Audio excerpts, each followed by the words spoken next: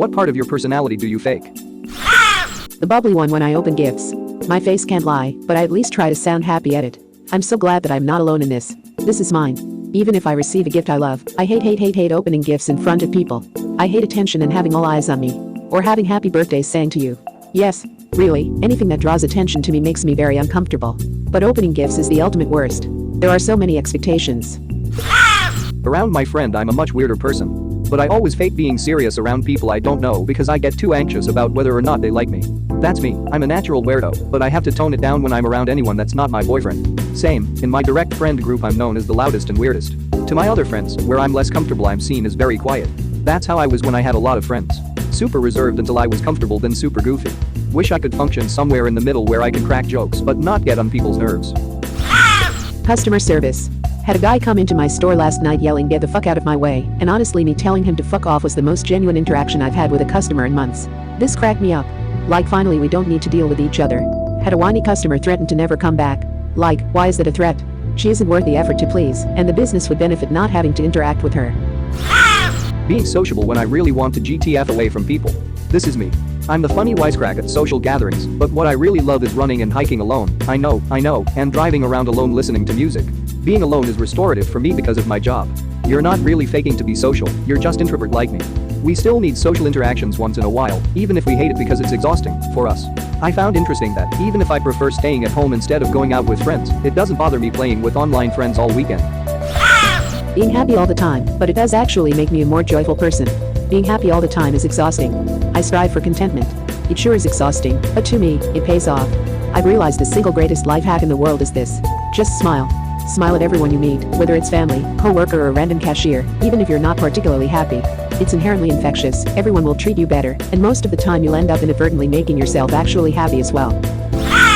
I do this at work and I feel like I'm on the brink of laughing at a joke that nobody is telling. I was kind of embarrassed once when someone asked, "Why are you smiling at your computer?"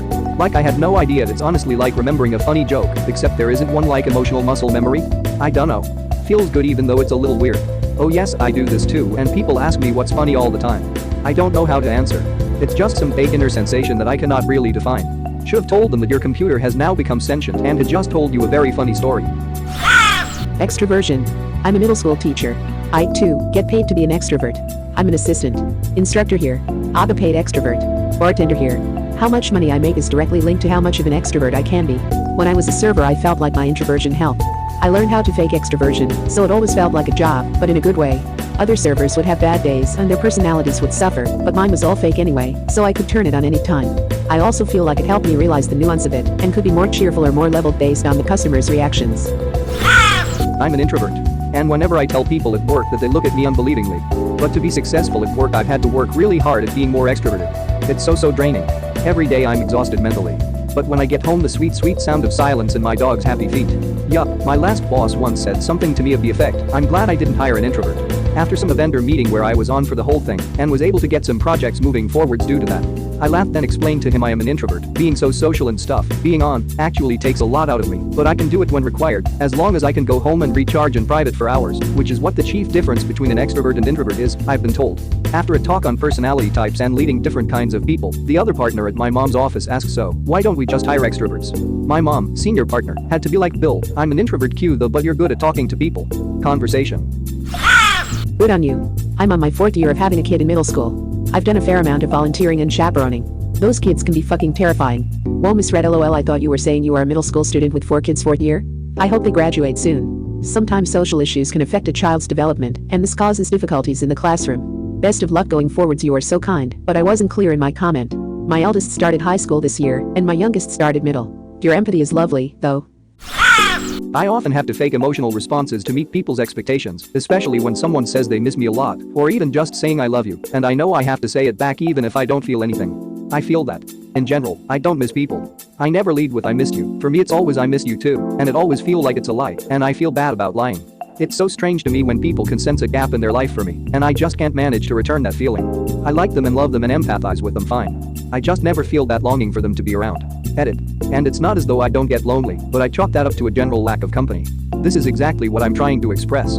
Sometimes you don't need people in the same way they need you. It's not that you love them less, but you love them differently, and there's no point in hurting their feelings by not saying, "I miss you too." Confidence.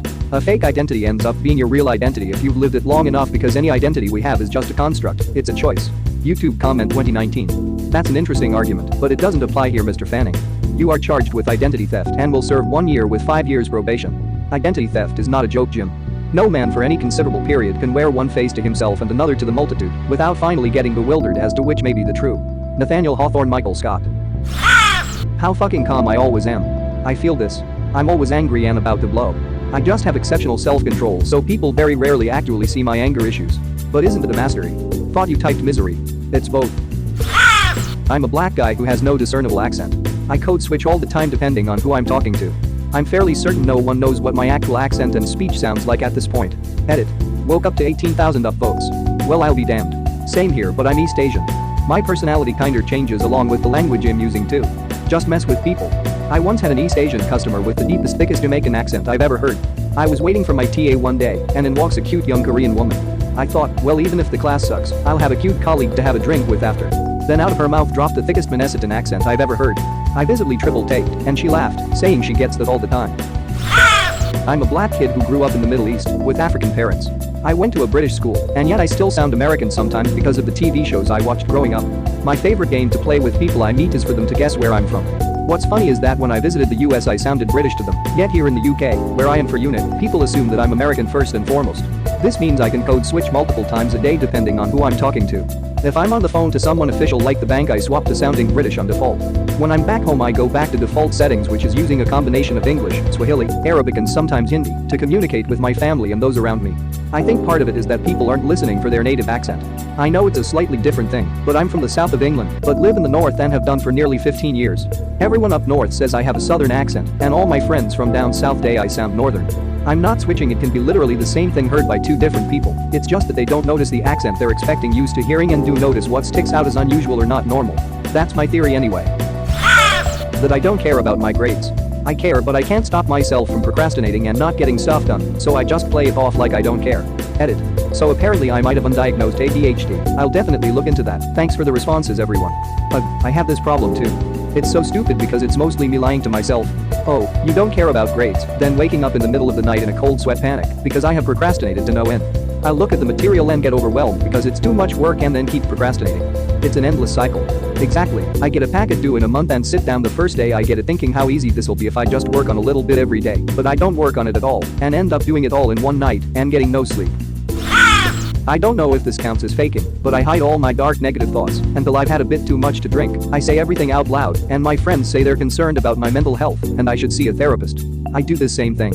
I hardly call my parents unless I'm drunk, and then when I do, I tell them about my personal problems and then wake up the next day like, what the fuck did you do? I did this for a long time until one day I had a breaking point. The start of it was being asked to take the trash out at work. My reply was probably somewhere along the lines of, oh yes, finally I get to take myself out to the dump.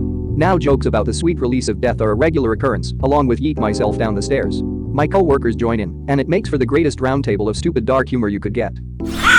Confidence. I always give off that leader energy when I actually lack self-esteem, and I don't know what I'm doing most of the time. I just don't like asking for help or bothering others, so everyone thinks highly of me when it's all just a facade. Me. Day job. You're really good in front of the client. Will you lead this meeting? I'm the most junior on the team. Night job. You're a really great server. You're so good with people. Friends. You're so confident. I don't know how you do it. Inside. Oh my god, what the fuck am I doing? How? I can't. Oh fuck, they're looking at me. What did they say? Shit. Internal tears flow because I'm now freaking out about what this means I need to do now, and I just want to cry myself to sleep in the corner or like the emotionally stunted eccentric lady I am. Me out loud. I sure will, no problem. Oh thank you, I appreciate that. I don't know, I just do it. I'll let you in on a secret. With all the failing you think you do, we, others, still think of you higher than we do of others. Otherwise you wouldn't be asked to do those things. When people push you forward to lead the charge, be it serving, running meetings or talking to people on their behalf, they trust and believe in you. You sound like a pretty cool guy, and I hope all your meetings go well today. PSST, I think it's a lady. You might want to edit your comment before she finds out. It's okay, check their username. They're not really there. Being nice. I have some pretty mean and dickish tendencies naturally, but I do my best to be nice to everyone in spite of myself. Well, I think if you make a conscious effort to be nice to people and not let some darker tendencies take over, that legit makes you a nice person.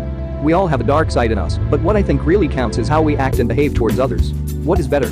To be born good or to overcome your evil nature through great effort? Parthenax, Skyrim. I think in the case of humans, it's more how we were raised.